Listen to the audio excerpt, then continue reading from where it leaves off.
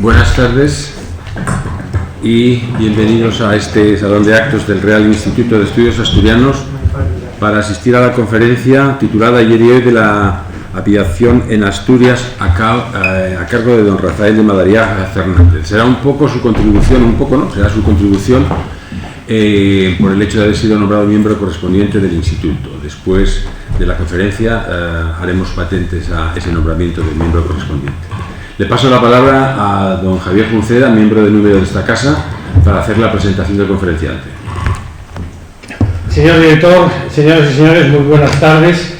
Yo me voy a limitar, lógicamente, a dar algunas pinceladas de nuestro nuevo miembro correspondiente y de nuestro ponente de esta tarde. Uno de los que están aquí sentados, los asistentes a esta jornada, fue testigo de esta anécdota que me gustaría comentar con ella, que se produjo hace, yo calculo, deben ser 30, 40 años en Navia, a bordo de un Steelfighter que los alemanes llamaban haceviudas, por el riesgo que tenía ese avión supersónico de crear viudas precisamente.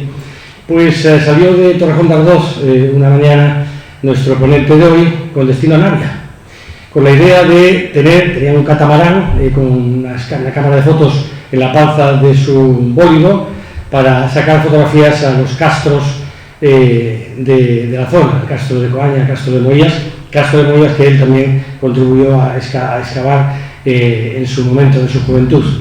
Y el avión había quedado a determinada hora en determinados sitios, los amigos de Rafa Madariaga, para ver cómo llegaba Navia, un día encapotado, y allí baja el avión, baja el pajarraco en aquella Navia de hace 40 años, y en la zona cercana a donde estaban los taxis, la parada de taxis antigua de Navia, suena un estruendo verdaderamente impresionante y aparece la silueta del avión. Todos sus amigos, alguno de ellos aquí presente, como Javier Santos, quedaron patidifusos. Todavía Javier no pestañeó desde entonces, y sin embargo, curiosamente, había uno de ellos, que emitiré su nombre, que estaba impertérrito viendo aquella situación, y lo único que hizo fue tranquilizar a sus amigos diciendo: tranquilos, que ahora veis descomprimiendo. Es decir, no tenía ni idea de lo que estaba haciendo Rafa Madariaga a los mandos de ese avión, pero que de alguna manera él sí conocía los secretos, los arcanos de los supersónicos, ¿no? Vamos a ver, Rafael Madariaga nació en Navia en 1941 y, como van a ver ustedes, ha ido toda su vida, para él la aviación ha sido no solo una vocación, sino también una vida permanente vinculada a ella. Él es de la promoción, tengo que decir que él es hijo de piloto militar. Él es de la promoción 58-62 de la Academia General del Aire del Servicio de Vuelo. Se retiró voluntariamente como capitán del Ejército del Aire tras estar destinado en las bases de Morón de la Frontera y Torrejón, con 2.000 horas de vuelo en aviones T-33, Sabre F-86 y el Starfighter, el hacedor de viudas que comentaba. En alguno de estos aviones fue además instructor y pasó de capitán, a una etapa de vuelo civil como comandante de Iberia desde el año 71 hasta el año 91, acumulando 18.000 horas de vuelo. Las 18.000, estas horas de vuelo, más las 2.000, hacen 20.000 horas no son las 20.000 leguas de viaje submarino, pero son para estar al menos un año y medio en el aire sin bajar. Como digo, ha pilotado o copilotado aviones, el DC-3, el Fokker 28, el DC-8, el Boeing 727, el Boeing 757 o el Airbus 340. Por cierto, tiene dos hijos en la compañía de bandera española, en Iberia, uno de ellos en la flota de 340 y otro en la flota del 320. Asesor de operaciones, director de funciones de la compañía Aeroperú en Lima, en los años 82 y 83, inspector de flota y segundo jefe de flota de DC-9, 83-84, jefe de la Escuela de Iberia en 1987, subdirector de instrucción de Iberia, instructor de aviación general y de esta compañía, y jefe de enseñanza de Aeromadrid en el año 2002. Ha sido coordinador técnico del Colegio de Pilotos de Aviación Comercial de España. Pero como digo, no se ha limitado solo a la actividad propiamente profesional vinculada a la aviación, sino que tiene una larga ejecutoria como autor, autor de libros vinculados a esta materia. Por cierto, uno que acaba de salir, aparte del que editará el RIDEA, uno sobre lo que no aparece en los libros de historia de la aviación, que editado por Almuzara, que está justamente ahora mismo ya distribuyéndose ese libro.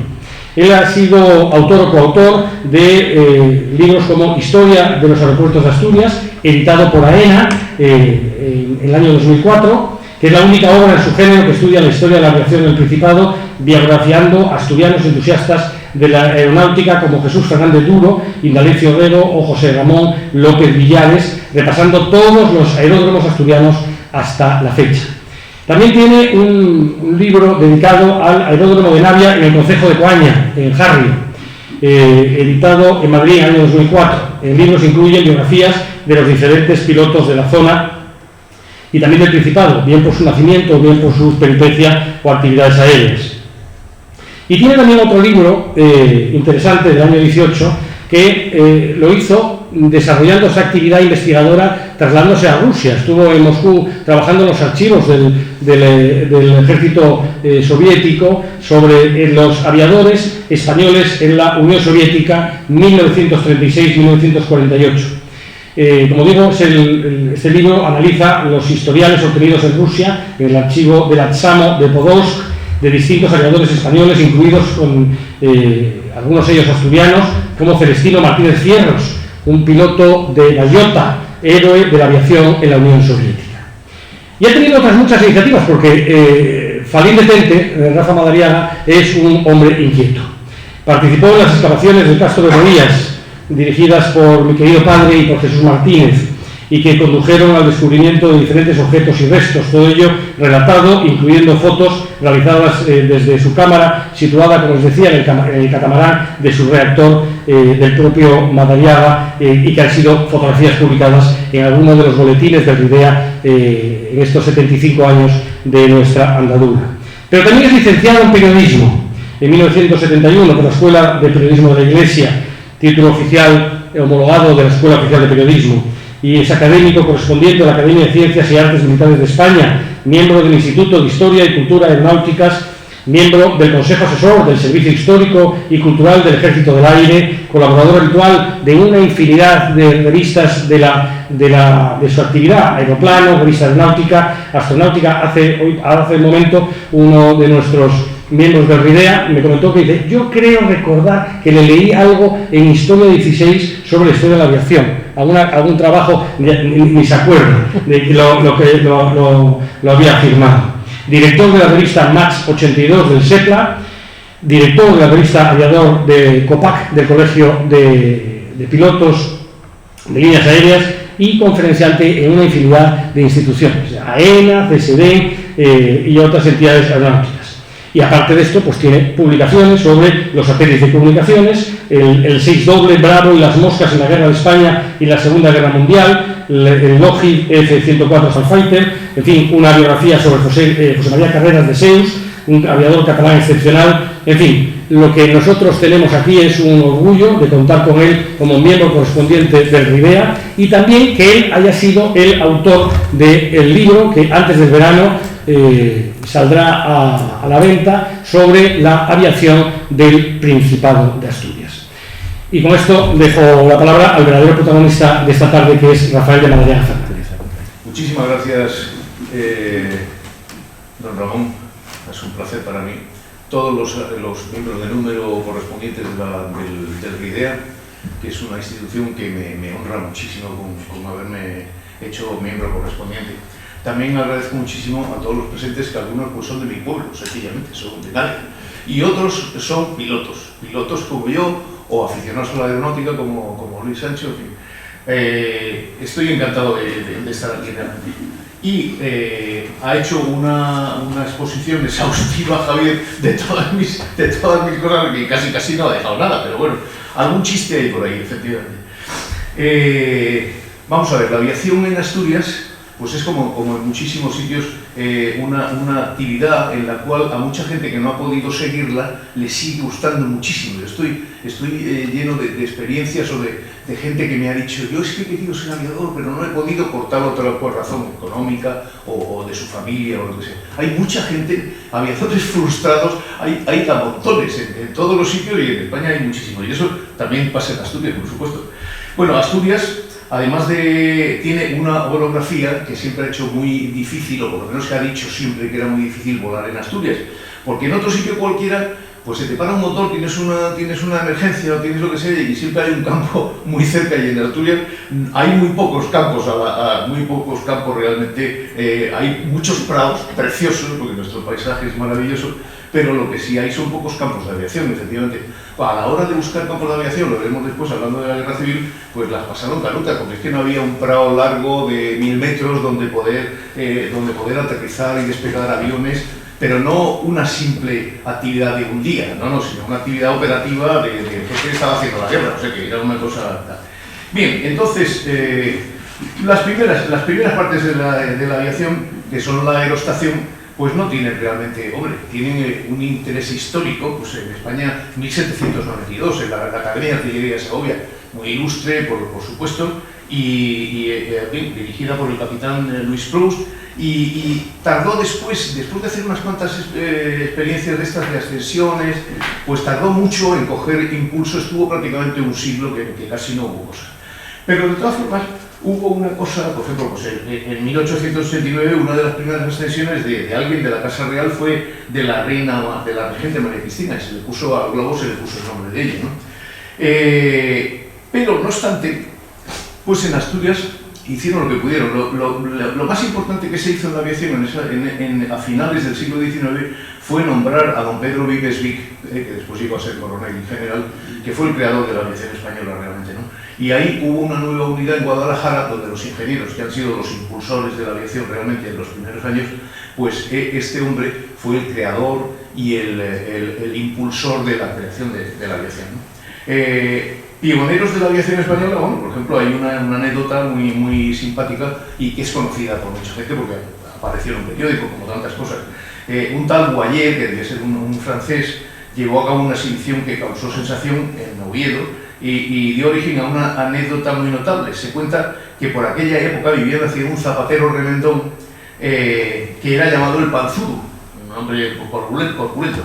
Este hombre era de buen carácter, pero por su desgracia se había casado con una mujer marimandona que en sus reyentas y malos tratos atormentaba al pobre hombre. En aquellos tiempos subir en globo era sinónimo de muerte casi segura, o sea, en algún sitio te ibas a estampar.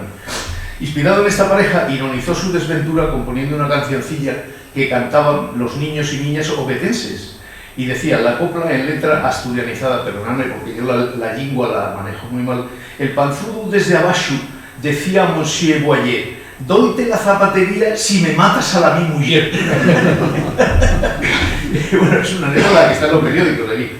El dirigible fue una aspiración, o sea, el conseguir dirigir el globo hacia donde uno quería, porque claro, el globo iba con la masa de aire a donde lo llevaba el viento, por decir. Entonces fue una cosa difícil de conseguir. Y en España hemos tenido, como siempre, a un precursor en estas cosas, Leonardo Torres Queveda, y que después no tuvo éxito en España, se fue a Francia, vendió su patente y los franceses se inflaron a hacer dirigibles del modelo Astra, que era lo que él había firmado, un semirrígido, que era una idea muy novedosa, que en el interior tenía una estructura triangular a base de vigas metálicas, era una cosa realmente importante. Lo vendió y entonces los franceses, basado en esa patente, hicieron una serie de globos que tuvieron un éxito enorme y hasta nos vendió uno a nosotros, el dirigible España, el primero que tuvimos. Bien, y uno de los personajes más importantes para la aviación en España es Jesús Fernández Duro, o sea, porque este hombre, que desgraciadamente vivió poquísimo, fue importantísimo para la aviación cuando estaba en ciernes, o sea, cuando estaba empezando, ¿no? Lo que se llevaba eran sobre todo dirigibles y globos, ¿no? Pero bueno, él se fue a Francia porque era de una familia pudiente, estudió en Francia, volvió y compró una serie de globos y entró en contacto con Vives en Guadalajara, y hubo un intercambio entre ellos muy importante. Y entonces, bueno, tenía el globo Alcotán, con el cual hizo ascensiones, hizo algunas de las primeras ascensiones que se hicieron en Asturias también, Y pues es un hombre que después participó en la creación del Aeroclub, del Real Aeroclub de España, con los más importantes aeronautas de esa época, ¿no? Bueno, vamos a ver. Ordena, las cosas. Sí, no, estoy desordenado por completo. Bien, los primeros vuelos en Oviedo, pues en Asturias tuvieron lugar en Oviedo y Gijón, en una de las ferias de Gijón, incluso en Luarca, que los de Navia siempre decimos que los de Luarca presumen mucho.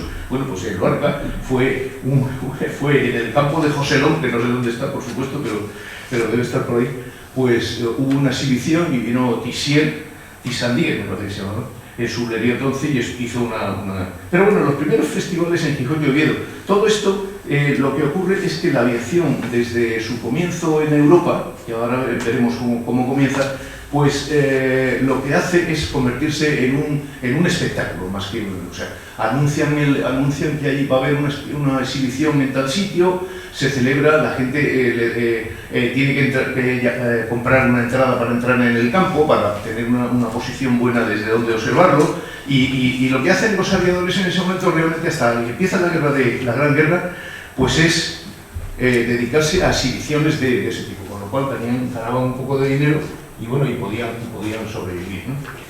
Desde los años iniciales en España, pues la aviación, desde el año 13, que es justo antes de la Gran Guerra, se forma la primera escuadrilla operativa de aviones que hubo en Europa, porque había aviones en muchas, pero no en una...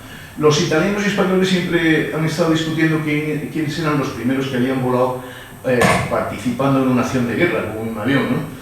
Los italianos lo que hicieron fue que en la guerra contra Turquía, en Libia, en algunas otras, habían participado a nivel de tipo individual completamente. Pues un tío que llevaba un mosquetón o llevaba una pistola y le pegaba un tiro en tierra o a otro que estaba volando, eso es raro, ¿no? Pero la primera vez que una escuadrilla como tal, en el año 13, en diciembre del año 13, se va a Marruecos y desde ese sitio hacen una campaña lanzando bombas de aviación, además las bombas estas que fabricaban los alemanes, y que no eran una bomba lanzada a mano, sino que ya tenía un portabombas y prácticamente un principio de un visor aeronáutico, ¿no? Después de eso, en España, la continuación de la guerra del aire es la guerra de Marruecos. La guerra de Marruecos fue una experiencia muy importante para la aviación española, en la cual pues participaron casi todos los aviadores, observadores, pilotos, armeros. Y cuando hablamos de aviadores, yo siempre digo que el término es un término complejo, o sea, no son solamente los pilotos, que bueno, pilotos presumimos mucho de que somos los más importantes, pero también están toda esa gente, ¿no? Los mecánicos montadores, los mecánicos de motores, los armeros, la gente que en tierra está preparando los aviones, son tan importantes como los pilotos, indudablemente, ¿no? Bien, hasta el año 26 aproximadamente, casi toda la energía de la aviación española la consume, por lo tanto, la guerra de Marruecos, ¿no? En el año 26 ya empiezan a levantar un poco los jefes la mano en poder dejarles hacer algunas cosas, y todos los pilotos militares tenían algunos proyectos sobre qué vuelos o qué raids hacer, se llamaban raids entonces, ¿no? Y entonces, bueno, pues el año 26 está lleno de esos proyectos, ¿no? La era dorada, puede ser, de la primitiva aviación militar española. El año 26 comienza el año con el vuelo de Prosuta, una tripulación con un avión Dornier-Val que era de matrícula de construcción alemana. Los nuestros se fabricaron muchos en Pisa, en Italia, y aquí también se fabricaron, incluso por la compañía Casa, en cuanto empezó a existir, ¿no? Hizo la travesía del Atlántico Sur hasta Buenos Aires tras 7 etapas y 10.000 kilómetros. Y fue un acontecimiento tremendo, porque siempre que ha aparecido en Sudamérica, en Hispanoamérica, ha aparecido alguna representación española, la verdad es que ha tenido mucho éxito. Ese mismo año, otro raid que se hizo fue enlazando España con Filipinas. O sea, fueron dando una serie de saltos y tal, y llegaron hasta Manila. Eso lo hicieron Gallarza Loriga, y iba también Llorente, pero se tuvo que dar la vuelta y no consiguieron su avión. De los 3 aviones llegó uno solo a Manila.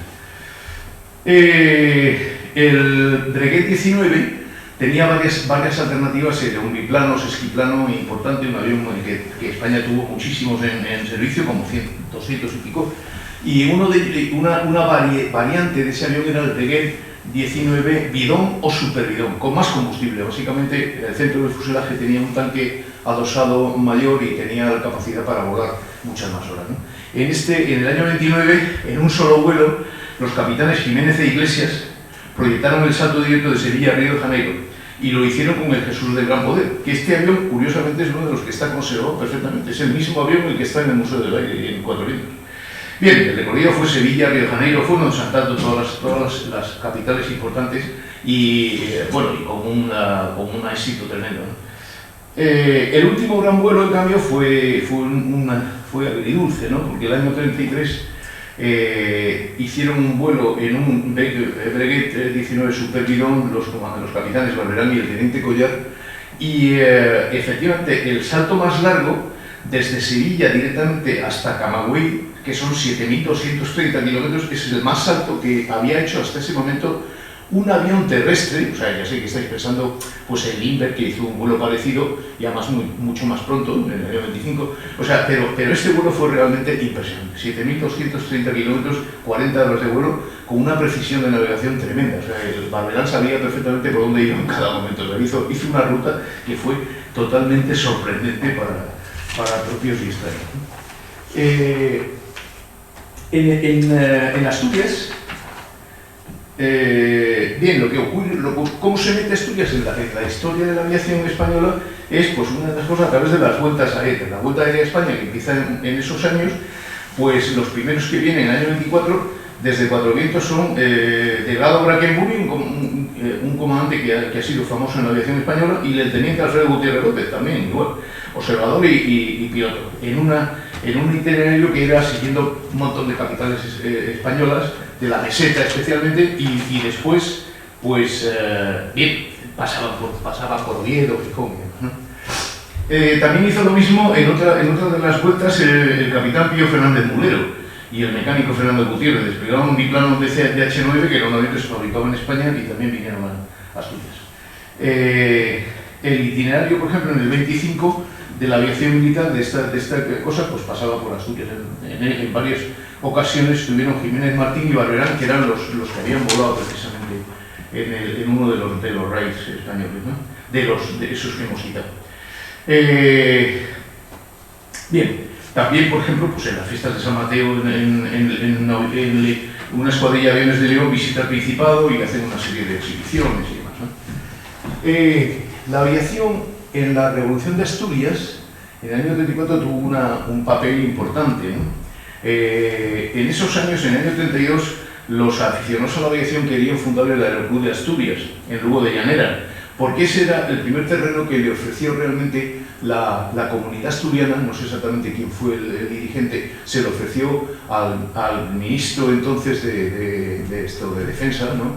Al ministro de la Guerra, para que se construyera un campo, ¿no? Y entonces empezaron las construcciones en llanera, que han sido muy variadas, algunas con éxito, otras un fracaso total, porque realmente es un campo. La Morgal, me parece que fue Luis Sancho el que me dijo que la Morgal en Jingua es un sitio inundado. O sea, la Morgal o Morgueira o algo así se llama. Sí, se dice, pero no es así. No es así, no es cierto. Soy de Llanera. Ya, eres de Llanera.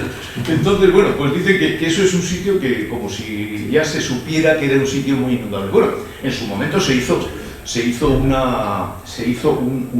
trabajo de desecación importante, una especie de raspa de pescado, no sé qué, que realmente va a una zanja y que eso lo alivia y tal. No sé, los que han investigado más en la Morgal pueden saberlo, ¿no? Bueno, pero el caso es que ese fue un intento de que eso se convirtiera en un aeropuerto, el primer aeropuerto de Asturias. En el año 34, bueno, pues ya sabéis cómo fue en el 34, especialmente en Asturias, lo conocéis mejor que yo, lo conocen ustedes mejor que yo. Entonces, las columnas de socorro estas de Oviedo estaban mandadas por el general López Ochoa, Bosch, Balmes, el coronel Solchaga y el teniente coronel. La forma de llegar realmente al centro a ayudar a la ciudad era muy complicada, ¿no? Se utilizaron una pareja de autogiros que acababa de adquirir la aeronáutica naval, y que dieron bastante buen juego, excepto que, bueno, como era la primera vez que participaban en operaciones, pues realmente tuvieron algunos problemas de esos, de que si le fallaban los frenos, el motor, tal, pero no obstante, consiguieron hacer misiones de reconocimiento, de croquizado, o sea, de saber dónde estaban las tropas de cada cual, y además llevar a algunos personajes, llevarlos personalmente, o sea, ya lo llevaron desde a un sitio determinado que estaba realmente cerca de donde estaban las tropas que tenía que mandar. Haciendo el día 12, esto se trata todo del mes de octubre del 24, hay una acción en la cual en Lena quedaron como cercadas unas tropas del gobierno, ¿no? Y entonces no había forma de suministrarles ayuda, y entonces no un avión, sino una camioneta pequeña, realmente una camioneta bastante pequeña, se hizo el trayecto, fue totalmente asolada durante el camino, tal y cual, y entonces pues fue realmente una cosa importante porque consiguieron abastecer de armas y de suministros de no sé qué tipo y llegaron con esa camioneta acribillada totalmente. Esto, al final de la guerra, el diario oficial del Ministerio de la Guerra le concedió a don Manuel González Putre Villaverde, que está por ahí de Pueblo Pérez, y me he equivocado, no se llama Mariano, se llama Manuel, y un soldado, que después con el tiempo sería especialista fotógrafo, Antonio Castro Adelantado, que estuvo en la División Azul, en las escuadrillas azules de la División Azul, y les dieron la medalla militar a los dos. O sea, darle la medalla a un teniente, bueno, pues de vez en cuando ocurre, pero a un soldado, desde luego, yo creo que no, que era muy difícil. Tomé la una, el soldado Antonio Castro y algunas otras medallas se dieron muy importantes en esa época, ¿no? Cuando llega la guerra civil en los cielos de Asturias, en Asturias, pues no existen aeródromos a los cuales puedan venir desde el centro o desde León, que es la base más próxima, directamente. Bueno, los aviones grandes sí podían venir, pero los otros pequeños, como los que había, los de 19 y otros aviones más ligeros, no tenían autonomía ni podían conseguir la altura suficiente para pasar la cordillera. Entonces, bueno, enseguida se estuvo pensando dónde se podrían hacer aeródromos. Primero, por ejemplo, los BG-19 estuvieron en La Espina. Hay un campo en La Espina, que a mí me han dicho dónde está, pero realmente allí no queda nada, ¿no? En La Espina hay un campo que está bastante elevado, pero allí vinieron los primeros BG-19 que operaban ayudando en el cerco de Oviedo, ¿no? En la guerra. Después, con el tiempo, pues la aviación republicana, la aviación republicana que estaba operando, pues defendiéndose en Vizcaya, o sea, en el País Vasco, Santander y tal, y iban retrocediendo todo el tiempo, claro, pues iban usando aeródromos que cada vez estaban más, o sea que al principio de la guerra la actividad de aviación es solamente cuando se inaugura el campo de Jarrio, que es en octubre más o menos del año 36, ese campo está en actividad hasta que acaba la zona norte, en octubre del 37, y los campos de aviación de los republicanos van ocupando campos que cada vez están más cerca del centro del Principado, ¿no? O sea que primero es Colunga, Siero o Sariego, que por cierto yo quería preguntar si Siero y Sariego son lo mismo. Sariego debe ser... Sariego, el Vega de Sariego está en Siero, ¿no? Son concejos distintos. Son concejos distintos. Pero limítrofes. Ya. Bueno, pues en algunos sitios pone que había un aeródromo en Sariego y en otros dicen en Siero. El de Siero hoy día está metido entre ramales de la autovía y es muy difícil de localizar. Te dicen al pasar así, pues está ahí, pero es que no puedes verlo. Y además era pequeñito. Y el de Sariego realmente no he podido localizarlo. Y después Carreño, que fue importante porque está al oeste de Gijón y eso sí que fue utilizado. Bueno, es una cuestión de la cual haré yo alguna iniciativa, si se puede, que los campos de aviación donde hubo alguna actividad tengan por lo menos un cartelito diciendo aquí un campo eventual, actuaron a toda la aviación entre tal fecha y tal fecha, como el que yo propicié en Jarrio, que es donde está puesto a la entrada de Jarrio. Existe todavía una especie de pilón de manufactura, de ladrillo y demás, donde hubo un emblema de aviación puesto y el título del aeródromo. Y bueno, yo le pedí a los concejales, al entonces alcalde a Salvador, el alcalde de Coaña, que pusiera un cartel. Lo que pasa es que puso un cartel que a mí no me gusta nada, ¿no? Es una placa que parece un anuncio de... Y entonces ahí pone Aeródromo de Harrio de tal año a tal año, ¿no? Desde el año 36 al año 64, que es cuando se devolvieron los terrenos a los paisanos que les habían... no se los habían expropiado. Los abogados sabéis que hay varias formas de cogerle a la gente sus terrenos en ese momento, y entonces no fue expropiación. Y claro, la prueba es de que como no había habido expropiación, pues al acabar, cuando decidieron devolverles a los paisanos los terrenos, bueno, ¿a quién se lo devolvemos? Si es que no tenían ni siquiera prácticamente las listas de quién se lo habían quitado, ¿no? Pero bueno, se hizo un expediente y el año 64 se devolvieron los terrenos, aunque algunos no a los originales propietarios, eso es la verdad, ¿no? Si habían expropiado 50 fincas pequeñitas y tal, al final devolvieron lotes, en lotes había como 12 o 15 parcelas, ¿no?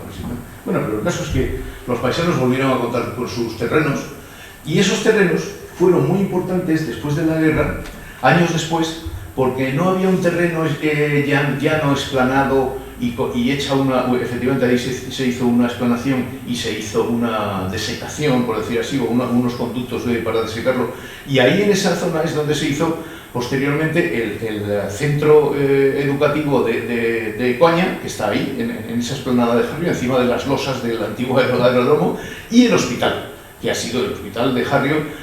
Era, cuando yo era pequeño, me acuerdo, era uno de los llantos y tal de toda la población de ahí, porque cuántas por ejemplo, esposas, cuántas mujeres morían en el trayecto de 2 horas y media hacia Oviedo desde Navia, y heridos leves o lo que fuera, era una desgracia. Y entonces tener un hospital en una zona que no tenía ninguna ayuda de tipo sanitario en los dos sentidos, ni el este ni al oeste, era muy importante.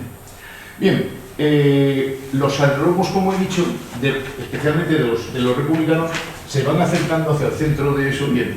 Entonces empiezan, como digo, bueno, pues en Colunga y demás, toda la zona de Oviedo y ese corredor que va hacia el Escamplero, que por cierto, haciendo esta investigación yo me he encontrado con que ese pueblo no se llama así, se llama Escamplero, que es una cosa que no hay forma de pronunciarlo, y por eso todo el mundo le llama Escamplero.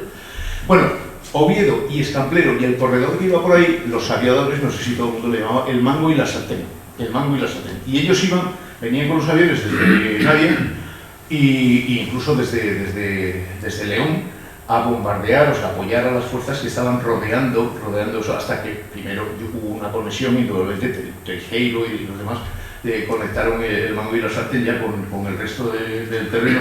Y entonces, bueno, de todas formas, la lucha en Asturias hasta octubre del año 37 fue, como sabéis, muy dura, porque la gente, los soldados asturianos, los que eran de aquí, no se dejaban vencer fácilmente, esa es la verdad.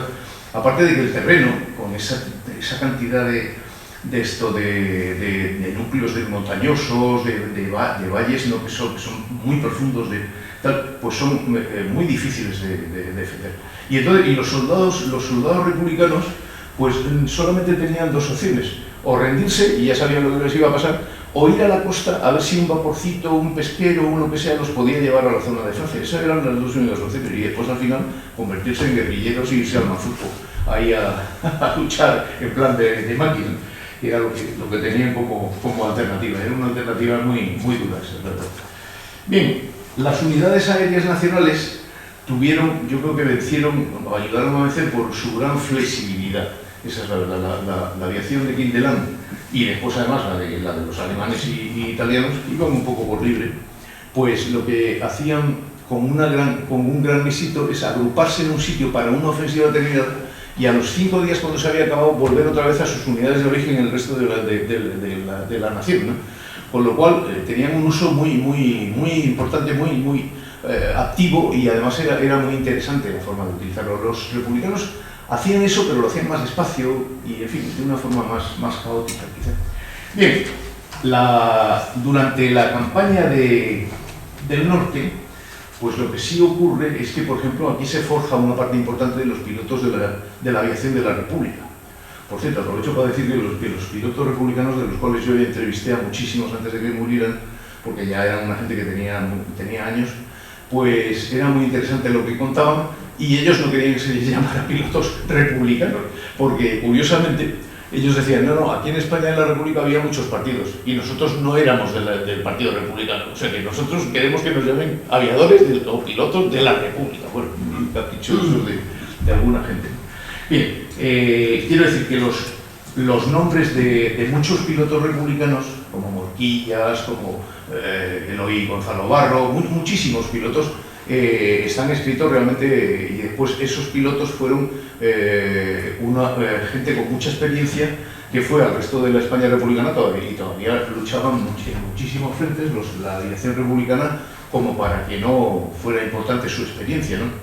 Por ejemplo, pues un grupo de gente, de pilotos de chatos y algunos de moscas, pues fueron en el final del año 38, los rusos los llamaron desde Rusia y fueron a hacer un curso de aviación superior, que llamaban ellos el IPEX, y eran prácticamente la única gente que había en ese momento en Rusia que tenía una experiencia de guerra. También ellos habían tenido una experiencia de guerra con los japoneses, con los chinos en Hajingol, ¿no? Ahí al fondo del Manchuria.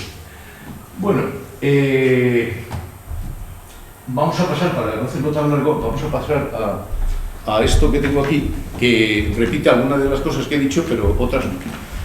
100 años de aviación sobre los cielos y montañas de Asturias. Esto es una diapositiva, me tienen que perdonar porque está malísimamente, está muy ampliada y entonces está muy... Esto es Gijón, el famoso, este concurso, no, esta experiencia que se da en Gijón todos los años, que va por el número 15 o 16, que es una semana de la aviación y tal, y que la verdad es que lo tienen propiciada por el círculo aeronáutico de Fernández Duro, de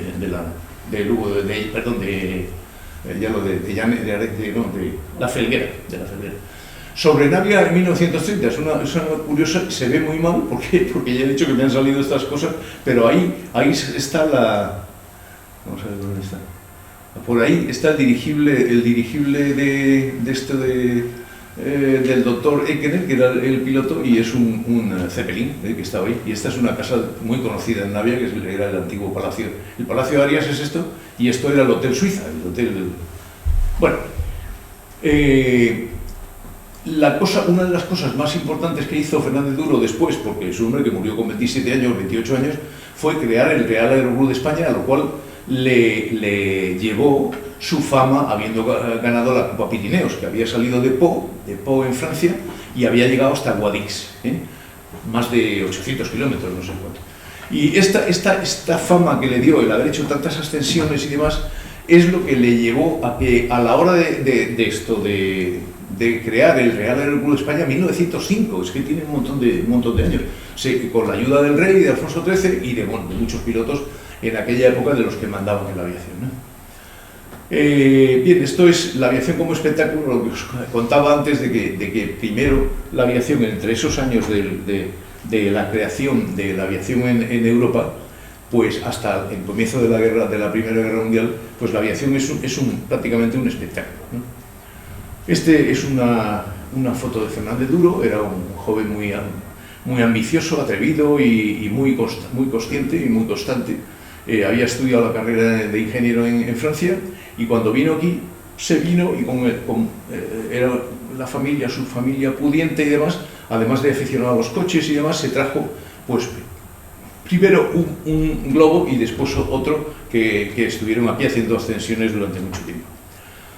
Bien, por ejemplo, este es un ejemplo de la actividad totalmente aislada de la aviación militar, ¿no? Pues el capitán Soriano, que lo trato en otro sitio, era un hombre muy notable, y aterriza en la Punta de la Cruz, que es una peñasco que hay ahí en la ría de Leo, casado con Rosario Trenor Pardo de Don Lebún, que era hermana de José María Pardo de Don Lebún, un experto en hidroaviones de Cine Baleares, agregado a ver en Alemania durante parte de la Segunda Guerra Mundial, y tenía 2 hijos que los trató un médico alemán de estos que hacían experimentaciones con los niños y con los mayores. Aviadores entre los mandos hay muchísimos. He hecho una lista en el capítulo 7 de un montón de gente antes de la guerra, durante la guerra, después de la guerra, la guerra mundial, la guerra civil, por supuesto, y la Segunda Guerra Mundial. Y algunos de los curiosos que aparecen en esos temas son Álvarez Builla, muy importante, porque cuando sucede la sublevación en África, Álvarez Builla no era como dicen algunos textos, era el secretario, o sea, el director del gobierno en África, no, era el secretario, pero como estaba fuera el que lo tenía en titular, lo hicieron a él, Álvarez Builla. Era un hombre muy notable, un hombre muy rebelde, o por lo menos que mantenía mucho sus opiniones. Su historia durante su carrera como aviador, porque era aviador y además tenía una carrera universitaria, es muy notable, muy notable. Y entonces este hombre pues tuvo la mala suerte o lo que fuera, de que en África él era el que mandaba. Las fuerzas de África fueron derrotadas por el general Buruaga en Tetuán, lo cogieron prisionero, los demás realmente los fusilaron en los primeros días en Ceuta, en el Lacho, y en cambio a él le hicieron un juicio, un consejo de guerra en Sevilla, en marzo del 37, en el cual él ni siquiera quiso estar presente, porque decía que los sublevados no tenían ninguna entidad jurídica como para juzgarlo a él. Estaba en la habitación de al lado escuchando cómo iba el juicio y lo condenaron a muerte y lo fusilaron. Menéndez era otro personaje que también fue un importante, estuvo en unos cargos importantes en varios ministerios. Bien, los autogiros que he citado en la Cierva, los C-30, eran ya muy avanzados, porque de la Aeronáutica Naval y actúan en Gijón, trasladando jefes militares a Oviedo, y también los Reyes 19 actúan con escasa eficacia desde León. ¿Por qué? Porque el comandante Enrique de la Puente Bahamonde, que era primo de Franco, Franco se llamaba Franco Bahamonde y se llamaban de la Puente Bahamonde, eran primos hermanos, fue destituido, les eligieron un consejo de guerra y lo destinaron a África. Y ahí en África le pasó lo que vino después en la guerra, ¿no? Y es que, bueno, se le consideró, en el año 34 se consideró que de la Puente había estado muy tibio en el apoyo a las fuerzas que rodeaban, que eran fuerzas republicanas, que rodeaban a la sublevación de Oviedo, ¿no? En el año 34. Bien, lo destinaron a África, prácticamente después de hacer el Consejo de Guerra, y mira tú por dónde la sublevación le cogió en África, y entonces está esa breve conversación de la que se ha hablado algunas veces, porque se cuenta que le dijeron a Franco, a su excelencia, que tenían a su primo y que había sido juzgado en el Consejo de Guerra y había resultado culpable. Y entonces, ¿qué hacían con él? ¿No? Entonces, bueno, la leyenda dice pues que dijeron que le apliquen el reglamento. O sea, que le apliquen el reglamento y ahí se acabó la historia, lo fusilaron, ¿entiendes? Bueno, eso con respecto al autogiro. Este es un tipo de experiencia de la cual yo estaba pensando realmente, que en España se han producido en la aviación 3 hechos increíbles, pero que la guerra los truncó por completo. Uno de ellos es la creación del autogiro de la Cierva, que en el momento en que muere la Cierva, el año 39, murió la Cierva en un accidente de un avión inglés saliendo de Londres para Ámsterdam. Y entonces, ¿qué ocurre? En ese momento había ya 2 o 3 fábricas en Estados Unidos y en Canadá fabricando este tipo de aviones, autogiro, y también lo había en Inglaterra y se estaban vendiendo como churros, por decirlo. La guerra cercenó esa iniciativa, porque ya a partir de eso ya lo había entrevisto la Cierva, que ese rotor tenía que estar potenciado de otra forma y con otro tipo de... Bueno, él había inventado varios de estas articulaciones que están aquí, que son dificilísimas de conseguir, por eso hace que los helicópteros sean tan caros, y que son unas piezas que tienen que al pasar por ahí, para que no tenga el plano este que da vueltas, la hélice que da vueltas, parece una hélice, pero es un plano realmente, lo que hace es que consigue sustentación para la mitad de los 180 grados de un lado, pero lo que hace es un par de vuelco y vuelca Entonces lo que hay que hacer es, ahí arriba, donde está como os he dicho, ese chisme, hay que poner una serie de articulaciones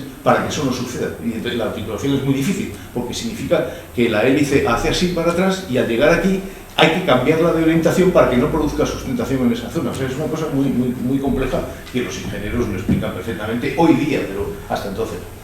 ¿Cuál es la otra cosa? Otra de las cosas. El capitán Ayer era un hombre muy positivo, un hombre con una cantidad de ideas de inventos y de cosas que hizo tremendas para la industria española, realmente, la industria aeronáutica. Y una de ellas fue el integral del horizonte artificial que llevamos hoy día en los aviones más modernos, y es una cosa que cuando de noche o te metes en una nube, pues te dice dónde está el horizonte, además de muchas otras cosas, ¿no? Eso lo inventó allí, el capitán Gallá. ¿Qué ocurre? Estaba tramitando la legalización de esa licencia, se empezó la guerra y la compañía americana, la Sperry, debió de coger el invento, lo tradujo y empezó a ponerlo en todos los aviones a continuación, porque es una cosa que era muy necesaria, cómo orientarse sin tener visibilidad exterior, ¿no? Y la otra cosa, pues es igual de triste, ¿no? El capitán Leret, Virgilio Leret, el año 35 era un hombre que era ingeniero y además aviador, y entonces había patentado un turbocompresor que era capaz de emitir un flujo con empuje el año 35. Y entonces no llegó a hacerlo realidad, pero estaba todo en planos, todo lo que había que hacer exactamente.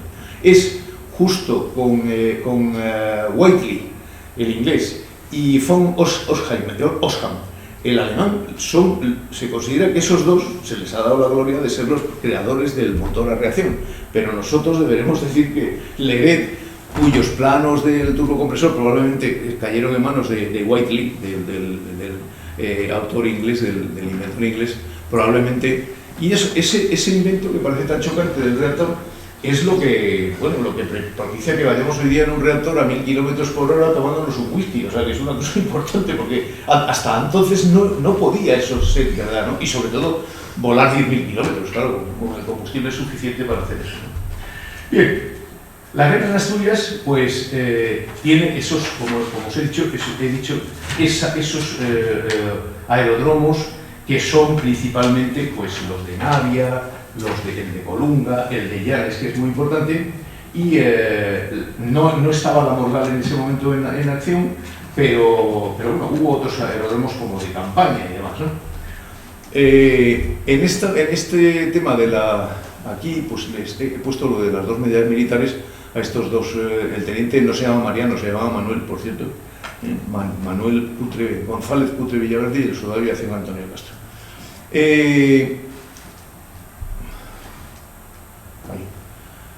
Vigil Escalera es el hombre, el creador del círculo aeronáutico Fernández Duro, modernamente. ¿Y de dónde salió su interés por la aviación? Pues nació cuando empezó a revivir la historia de Fernández Duro. Entonces dio la casualidad que en ese momento estaban mandando la aviación española, pues estaba el general Gómez de la Vega y el general González Gallarza, y le dieron ánimos para seguir investigando. En La Felguera, pues han fundado la revista Rescate, que se publica una vez al semestre, y ellos tuvieron la colaboración en su momento del general que era jefe del Servicio Histórico del Aire, José Aboscoto, Bayardo José Aboscoto, y su hijo, coronel Momo Abos, es uno de los pilotos que participó en la guerra de Bosnia, ahora muy modernamente, y en ese momento, que ha servido hace muy poco a coronel, pues está mandando una de las unidades que tiene escuadrones de reactores y demás, ¿no? Todas estas cosas que estoy diciendo están contenidas en ese libro. No me estoy haciendo propaganda, pero la verdad es que el libro dice casi todas las cosas que yo digo, que yo tengo puestas aquí, ¿no? Y muchas más. Los aeródromos donde anterior, como os dije, eran La Espina, el de Navia. Le llamamos aeródromo de Navia, ya lo explico siempre, porque con ese nombre lo han conocido todos los veteranos de la Guerra Civil, aeródromo de Navia, pero el aeródromo ya sabemos que no está en Navia, está en el concejo de Coaña y está en esa zona del Jarrio, que se explanó y es una zona llana de un par de kilómetros para un lado y otro. El de Cú en Llanes, muy importante, porque ahí sí hubo actividad aeronáutica después de la guerra, durante la guerra, después de la guerra como escuela de vuelos y motor. El de Siero, que lo utilizaron los republicanos para cuando estaban retirándose hacia el centro. Carreño, donde sí hay efectivamente una placa con unos azulejos, no sé, yo me hice una fotografía, y la guía de Gijón, que no sé dónde está. No sé si esto es más antiguo, de aeronautas de estos que venían a hacer una exhibición y utilizaban un campo en las proximidades de la población, ¿no? Bien, esto por ejemplo es Navia, en los años 40, todavía estaba, bueno, pues es importante. Esto por ejemplo la carretera nacional es esta, ¿no? Esta de aquí, y entonces todavía estaba iniciado el túnel que empezaba por aquí y iba por debajo, pero no estaba totalmente taladrado el campo, no estaba taladrado. El ferrocarril es este, y aquí empieza el túnel, pero ya no había salida por el otro lado. Tardó muchos años en existir la otra salida, ya en esta foto a lo mejor ya existía, porque por debajo del campo hay un túnel que pasaba el tren del FEPE, vamos, el tren de Villa Estrecha, ¿no? Y esto es como estaba durante la guerra y muchos años después, estos son losas de cemento de unos 2 metros por 2 metros aproximadamente, y esto es una zona de alquitranado donde se aparcaban los aviones. Y aquí había dos hangares, y aquí estaba la entrada al campo, que es el que tiene aquí en la entrada de este pequeño núcleo, es donde hay ese pilón que digo que pusimos ahí un cartel diciendo que eso era el aeródromo de Jarrio. Ahora mismo, pues en esta extensión, aquí está el pegado a esta carretera de Moías, está el hospital, y aquí está el centro de enseñanza, ¿no? Es un instituto de enseñanza. Y esto pues es la zona de Moías. Hacia esta zona por aquí está el Castro de Moías, ese que hablaba Javier antes de que lo pasamos de chavales bárbaro con 15 y 16 años excavando un sitio, pues nos decían que había restos arqueológicos de los castros celtas. Bien, esta otra, a ver si me sale esta es otra foto un poco mejor que la otra, y en esta se puede observar bien la entrada del túnel, que la entrada del túnel sigue siendo lo mismo, lo que pasa es que por aquí pasa la autovía, ahora claro, una autovía, la nueva carretera, y después sale por el otro lado aquí, ¿no? la vía del tren.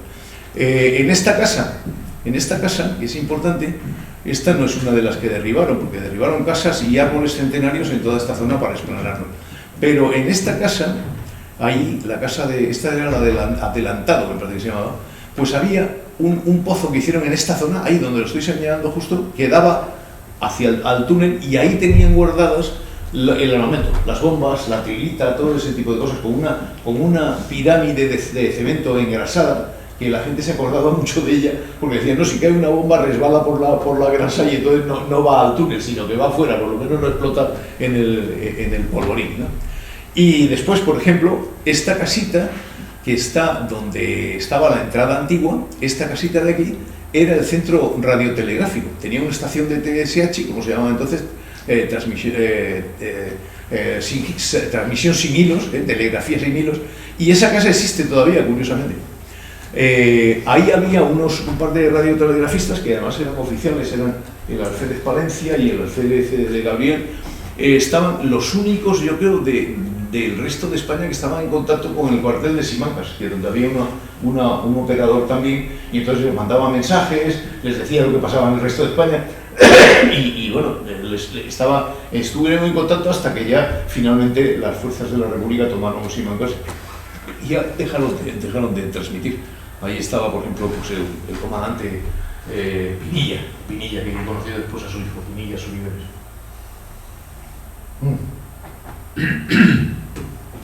Más cosas que tengan un gráfico. Este avión, curiosamente, como el campo de Navia, por ejemplo, estuvo en servicio durante esos años, hasta el año 64, el año 41, el día 14 de junio, yo había nacido el día 1 de junio, por cierto, pues vino un avión como este, exactamente igual que este.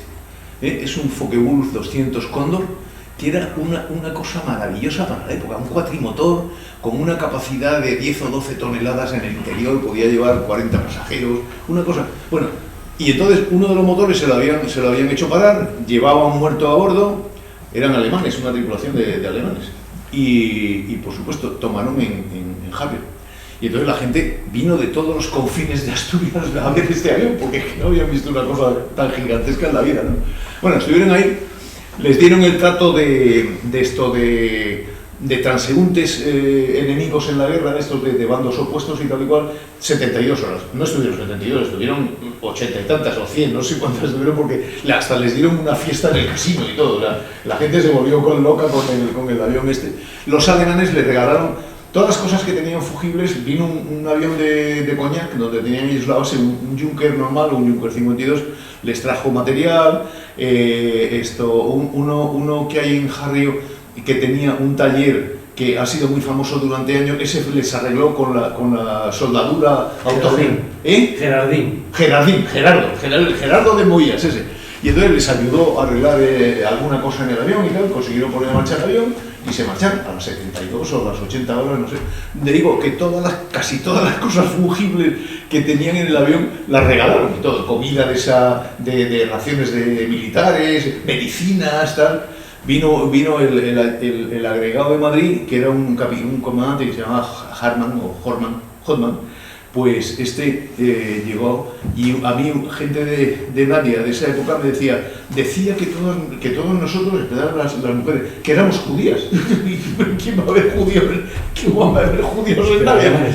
El alemán decía que había mucha gente que le parecía a él que eran de raza judía. Yo creo que estaban totalmente obnubilados, no sé. Bueno, pues esta es la ría, tomada precisamente desde esa fecha en que dice Javier que yo sobrevolé la ría con ese avión que hacía un estruendo tremendo y que especialmente yo me di cuenta después de que era peligroso para alguna. Aquí hay una casa de cristales en Navia, la cristalera esa, que vibraba tremendamente cuando yo pasaba por ahí. Entonces, ya las veces siguientes que fui 2 o 3, no pasaba nunca por la ría ni por encima del pueblo, pasaba por aquí, de donde está tomada la foto. Y me salió una foto con una de las cámaras laterales, pues que está bien, porque es una vista que no se conoce mucho, ¿no? Pues esto es el Olga y esto es la ría de Navia, ¿no? O sea, Olga, perdón, no es el Meiro, exactamente. Bueno, más cosas. Esto es la ría, fotografiado desde el lado de Navia hacia Ortiguera, y bueno, es una foto muy mala, pero reducida es mejor. Esto es un Saboya 62 que venía de Ribadeo, donde tenía una especie de base con un par de aviones. Estaban algunas veces los del Dormierval y también el S-62 para hacer reconocimientos, porque tenía una ametralladorcita que era una ilusión. Estos unos pilotos republicanos, pues están San José, Morquillas, Fernández Feo, Rodríguez Feo, pilotos que después fueron famosos en otros lugares de vuelo de la República. Bueno, esto es una que me ha salido tan grande. Esto es la ametralladora de un Heinkel 46, de una pava, lo que se llama entonces una pava, ¿no? Después esto es un trozo del campo de Llanes, que no sé por qué ha salido así de mano, donde está ese planeador que se utilizaba en las primeras fases del vuelo sin motor, que es un arrastre con saldos, con unas gomas que se le arrastran, y entonces este avioncito, que es un planeador muy elemental, se va al aire y hace una toma inmediatamente. Si se lanza con otros procedimientos puede volar más, pero ahí no querían que volara más allá del perímetro de Llanes, para que no se saliera por los sitios, ¿no? Los aeródromos desde el 39 han sido, como saben ustedes, Lugo de Llanera, La Morgal, el aeropuerto de Renón, que no se debería llamar de Renón, ya lo sabemos todos, porque resultó que primero le llamaron aeródromo de otro pueblo que estaba por ahí también, y al final se ha sabido que donde estaba el concejo realmente es el de Santiago del Monte. No sé si alguien me puede corregir. El pueblo de Santiago del Monte. El pueblo de Santiago del Monte. Bueno, y posteriormente el aeropuerto de verdad donde está, bueno, pues se convirtió en el aeropuerto de Asturias, ¿no? Esto es una zona como digo, de La Morgal, pero que está muy mal. Los aviadores asturianos relacionados con Asturias, pues son muchos en las filas republicanas, pues estos. Eloy Gonzalo Barro murió sobre el Musel, el puerto del Musel en Gijón, lo derribaron. Tarazona, que fue un piloto republicano muy importante. Muchos de estos pilotos eran de la primera promoción que había ido a Kirovabad, a Rusia, a hacer el curso, y muy bien. Celestino Martínez Fierros, que era un hombre polifacético, vamos, que se había hecho a sí mismo piloto. Primero fue combatiente en varios batallones y demás, y era de Bayota. En las filas nacionales, pues bueno, Damas Arango López, los dos Arangos, que fueron muy famosos en las filas después del ejército nacional, en la guerra y después en el ejército nacional, ¿no? También estuvieron muchísimos en el campo de Navia.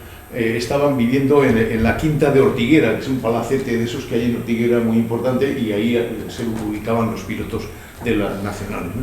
Y entonces ahí estuvo Ángel Salas, que por cierto se casó con una de las dos hermanas estas, no me acuerdo cómo se llaman, que estaban refugiadas en Navia, ¿no? Y García Morato, Guerrero García, que era un piloto que iba con Morato. Se dice que Guerrero García es uno de los que pasó por debajo del puente, que tenía su particularidad, porque no era el puente ferrocarril ahora, que está mucho más alto, sino el otro, que por cierto ya sabéis que tengo alguna foto por ahí, pero no está puesta aquí, el día 31 de julio, con las fuerzas nacionales persiguiendo por la costa, con el comandante Ceano, a los republicanos, los sindicalistas y demás, pues volaron el puente de Navia, lo volaron en los dos estribos, en el estribo del Espín y en el estribo que se apoya en Navia. Y uno de los naviegos ilustres, el padre de esta señora que está sentada ahí, me decía, yo tenía 6 años, dice, y lo que oímos fue como dos ruidos. Uno primero hizo pum, y entonces parecía que el puente se levantaba unos centímetros, y después otra vez otro ruido que hizo pum, y descansó. Bueno, probablemente fue una cosa parecida a eso, ¿no? Bueno, lo arreglaron muy pronto. Primero hubo un puente de pontones, y después lo arreglaron bastante rápido, porque tenían necesidad. Después está... Ay, perdón. Después está... no, ¿dónde estábamos? Aquí. Estábamos en don Leandro Rodríguez Fernández García, que es el pariente de Javier. Mi padre, Felipe Madera, que estuvo en las Pavas, en los Henkel 46, Salvador de Gabriel Seone, que era uno de los transmisores del telégrafo. Y después, bueno, estos de la guerra, estos son de Figueras, por ejemplo, José María Trenor Pardo de Legún, alcalde de Castropol del 51-61, Javier de Leonardo, que estuvo en el aeródromo eventual de Navia, Hermenegildo Menéndez, que en Iberia fue muy famoso en Iberia, era un hombre muy profesionalmente muy completo, y le llamaban Paco el Minero, yo no sé por qué, debe ser porque se llamaba Hermenegildo Menéndez Fernández o tal, bueno, y a los Arando López, Damos y José, el coronel Rodríguez Arango, que fue jefe de varias unidades, el coronel Suárez Díaz, el coronel Luis Suárez Díaz, también que estuvo también en el regimiento 33. Hay un compañero mío del servicio histórico haciendo un estudio sobre el regimiento 33 que estuvo en Llanera, que será una cosa interesante de ver después. Y creo que es el avión, muy mal se ve aquí, el primer avión que tomó en la Morgal cuando se convirtió en aeródromo, que era un Bristol 170, de estos enormes de avión. Y creo que no hay más cosas. Bueno, y como realmente lo interesante de esto es lo que les ha producido a ustedes algún interés, pues yo diría que voy a finalizar y me van a preguntar lo que sea, y yo les cuento lo que sepamos sobre esto. Me he dejado muchas cosas que estarán naturalmente en el libro que vamos a publicar con motivo de este año.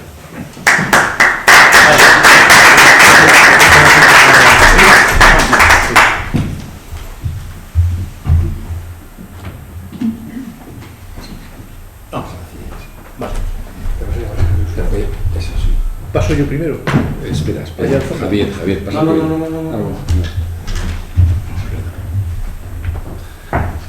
Bueno, muchas gracias por esta excelente conferencia. No, lo que yo decía de la Morgal era una cosa que la etimología es un poco distinta de lo que cuentan los bablistas. Pero bueno, agua allí había montones y barro también, eso está claro. Bueno, vamos a proceder ahora a entregarle la insignia de la institución y un certificado de que forma parte del instituto como miembro correspondiente. Y después haremos el diálogo que suele haber en este tipo de actos. O sea que vamos a ver si acierto a ponerte el pin. El pin que llaman ahora, yo prefiero decir la insignia. La insignia. Sí. Bueno, podrían habérmela dado. Preparado un poco más. Hacemos esto así, ¿no? Rompemos esto desde ahora. Dale la caja. No, espera. Vamos a ver. A ver, solapa. Ah, sí, hay algunas que son tremendas. Ay, porque es que tengo otra cosa aquí. No sé qué, me lo pones ahí mismo. ¿Sí? Sí, bueno, hacemos esto. Eso es.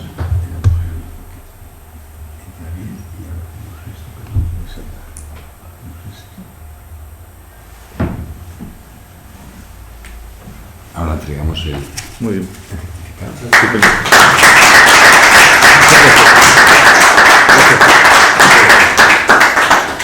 Estupendo. Sí, yo quisiera preguntarle. Oye, siéntate. No, ahí nos cambiamos. Es igual, si quieres. Sí, yo quisiera preguntarle sobre la creación del aeropuerto de Asturias la ubicación que tiene actualmente en Santiago del Monte, en Castrillón, y por qué se renunció a desarrollar el aeropuerto de Asturias en La Morgal, es decir, en el centro de... Bueno, yo en esto tengo una tendencia lógica de ser de Oviedo, pero quiero decir que la ubicación de un aeropuerto de Asturias, en fin, en lo que era ya el aeródromo de La Morgal, tal vez hubiera dado un servicio no solo a Oviedo, a Gijón, sino que se puso incluso más allá de Avilés. Es decir, que claro, esa decisión... Yo tengo una información de mi tío Leandro, que fue el primer director del aeropuerto, que él nos contaba que la medición del problema de la niebla era tan intenso en La Morgal y la persistencia, cosa que no ocurría en zona de costa, como podía ser donde está ahora mismo, y por lo tanto la subida y la marea, cuando subía la marea y bajaba, eso podía disiparlo. Claro. Y después también otro elemento que era, en su día, la cuestión esta del polo de desarrollo económico de Ensidesa en Avilés, ¿no? Claro. Yo creo que esos dos argumentos, los dos tienen su peso, efectivamente. Y además existe una llanada, indudablemente, desde esa zona hasta Gijón, que era lo que se utilizaba para hacer la aproximación, realmente la aproximación. Pero lo que sí es verdad es que lo que sí acusa la historia que yo tengo ahí, donde se ven las parcelas, de donde era, quién se las expropiaron de todo, un cansancio de la administración entre los años 43 o 30, por el estar gastando dinero realmente en una cosa que no tenían un proyecto definitivo para hacer la desecación. Y entonces me da la impresión de que tanto la Diputación como el Ministerio de la Guerra, el Ministerio de entonces, ¿no?, que estaba encargado de eso, había un cansancio profundo de vamos a hacer un contrato, tantos millones. Lo utilizaban y no daba resultado. Al final el agua afloraba otra vez allí y ahí estaban la llanada con la... Y los argumentos que dice son bastante válidos. Uno es el de las nieblas, porque las hay en todas Asturias cuando hay esas alturas, y en la costa efectivamente se disipan con el aire, o sea, con el viento, simplemente de la diferencia de orilla de mar-tierra, y hay siempre una corriente, una vez más fuerte y otra menor, y es importante. Y por lo tanto, bueno, pues yo creo que al final, yo no creo que el Aeroclub, por ejemplo, que es el que al final se quedó utilizando La Morgal, tuviera poder para realmente para revocar o para hacer que se fuera a otro sitio, ¿no? Yo creo que era necesario hacerlo, ¿no? Cuando los aviones han progresado y ahora las aproximaciones automáticas da igual, pero vamos, hay que hacerlas con cuidado y haciendo profesionalmente, utilizando los medios que tienen, pero es posible tomar con cero prácticamente de visibilidad. Y eso, claro, hace unos años era insalvable. Hay mucha gente, no, vamos a instalar un ILS categoría 3 en Oviedo. Si es que ya no se venden ILS que sean de categoría 1 ni 2, todos son de categoría 3. Lo importante es lo que acompaña a un ILS categoría 3, me estoy saliendo un poco del tema, pero Oviedo es categoría 3, o sea, se puede tomar con 0,0 de visibilidad. ¿Por qué? Porque ha costado mucho también construir las infraestructuras anteriores a la pista, con esos postes que a la gente le parecerá que son un tal, pero son muy importantes porque ahí se apoya la senda visual que va, la senda electrónica que va hacia el aeródromo. ¿Alguna pregunta? Sí, preguntas. Sí, Patos. Este Celestino Martínez Fierro, del que hablaba antes, fue héroe en la Unión Soviética. Sí, por una razón, porque a pesar de que voló poco, pero volaba el Stormovik, el IL-2, que era un avión acorazado prácticamente, que era ahí muy difícil de derribar, excepto por un impacto directo, y era un avión con unas dos ametralladoras potentísimas, y podía llevar una bomba de 1000 kilos como los Stuka prácticamente, y lanzarlas con una buena precisión. Celestino voló esos aviones, tengo varias fotos de él con el operador que iba con él, y al final se dice que en una operación en la orilla del lago Balatón, ahí pues es donde murió, porque lo impactaron en una acción que no tenía solución, no podía lanzarse porque tenía poca altura, era y probablemente él decidió estrellarse contra una columna de tanques alemanes, de los cuales se averió y destrozó a varios, porque claro, un avión que cae con eso y además con un armamento dentro y demás, pues lo consideraron un héroe. No le dieron una de las máximas esto con decoraciones rusas, o sea, no lo declararon héroe de la Unión Soviética, no tenía suficientes horas o suficiente importancia su historial completo, ¿no? Pero indudablemente para mí es un hombre muy destacado. Y además encima se casó con una chica que había sido la intérprete de estos aviadores españoles en Kirovabad, en Azerbaiyán, haciendo los cursos, con lo cual la conocían muchos aviadores, o sea que su matrimonio tuvo también bastante trascendencia entre ellos, ¿no? Y yo, la última, vamos a ver, las capacidades del aeropuerto de Asturias actualmente puede crecer Asturias desde el punto de vista de las capacidades, pienso en vuelos que puedan ser transoceánicos o que pueda, es decir, la capacidad técnica para tener un avión que pueda volar Asturias-Nueva York, desde el punto de vista técnico, ¿eso podría ser o habría que hacer obras en el aeropuerto? Bueno, quizá a lo mejor habría que hacer alguna extensión de la pista o alguna cosa así, pero desde luego no es importante, se puede volar desde Asturias a cualquier sitio prácticamente. Lo que ocurre es que al analizar este tema, los que no son de la profesión comercial de aviación, yo tampoco lo soy, pero muchas veces olvidamos que los aviones de transporte hay que llenarlos de gente. O sea que, vale, tú pones una línea de Asturias a Nueva York, ¿cómo se llena todos los días? Con 20 personas. Eso no es llenarlo. Las 20 personas se van a Madrid o a Barcelona o a Oporto. Oporto nos está quitando mucho tráfico a Iberia, y entonces se van en ese avión. ¿Por qué? Esos son como los, perdonadme, no sé si, pero el tema de Cataluña con el vuelo a Nueva York es eterno en Iberia. Todos los años hay alguien que dice, queremos un vuelo a Nueva York. Vale, de acuerdo. ¿Cuántos van al cabo del día? 60. No puede, es que no justifica. Porque entonces Iberia lo que ha hecho muchas veces es poner un express entre Madrid y Barcelona para que esos pasajeros lleven el máximo de prioridad para subirse en el avión que va ahora ya van aviones a Nueva York, a Chicago, tal, a un montón de sitios, ¿no? Pero de verdad es que el problema de los aviones es llenarlos. Ese es el auténtico problema. Y la última pregunta, en la experiencia de 20.000 horas de vuelo y recorriendo aeropuertos de todo el mundo, me gustaría que nos dijeras las peculiaridades, si tiene peculiaridades, el aeropuerto de Asturias desde el punto de vista de un piloto. Es decir, qué características de dificultad, porque es el aeropuerto más septentrional de la cornisa cantábrica de España. Los pilotos en el ámbito propio vuestro, ¿cuál es decir, las condiciones, o si no tiene ninguna, pues ninguna? Sí. No hay un piloto estándar con todas las implementaciones que tiene que cumplir de simuladores, de cada 6 meses hacer un registro tal. Eso lo sabemos muy bien, Pepe Legazpi y yo, que hemos sido pilotos de líneas, y otros que hay por ahí. O sea, el piloto es la profesión más exigente en ese tipo de que temporalmente cada 6 meses, cada año tal, tiene que hacer una serie de chequeos aparte del sanitario, de cómo está ahí. Un piloto estándar puede perfectamente operar un avión moderno capaz de para categoría 3, puede operar en el aeropuerto de Asturias con cualquier condiciones prácticamente. ¿Qué ocurre? No se puede dormir, hay que poner las ruedas pronto y hay que frenar con la reversa, no con los frenos, sino con la reversa que le proporcionan los motores, dándole empuje hacia adelante, que eso es la reversa. Y no es un aeropuerto más difícil que otros.